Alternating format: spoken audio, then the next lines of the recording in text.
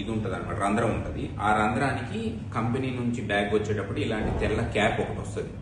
దాన్ని ఏంటంటే మనం ఐసీడీ వేసిన తర్వాత ఎట్టి పరిస్థితుల్లోనూ ఇట్లా మూసి పెట్టకూడదు, దీన్ని మూసి పెట్టకూడదు.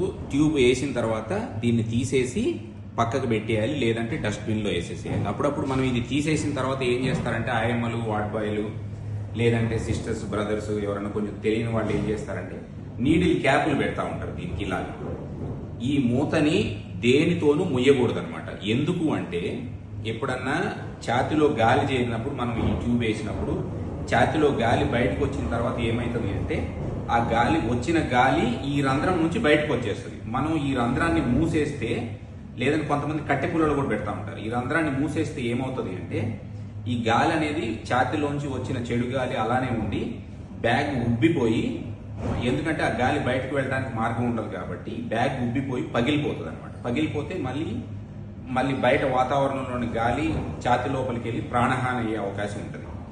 లేదు అంటే ఎక్కువ మోతాదులో ఛాతిలో నీరున్నప్పుడు పైప్ వేసినప్పుడు మనం కనుక ఇది ముయ్యటం మర్చిపోతే కొన్నిసార్లు ఏమవుతుంది అంటే ఆ నీరు బ్యాగ్లోంచి ఇలా నిండిపోయి ఈ రంధ్రంలోంచి బయటకు వచ్చేస్తుంది.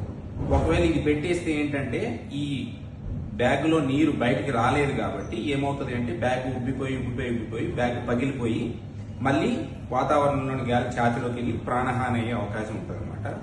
మనం అందుకనే ఎట్టి పరిస్థితుల్లోనూ ఇలాంటి క్యాపులు కూడా ఈ రంధ్రాన్ని పెట్టి ఈ రంధ్రాన్ని ముయ్యకూడదు.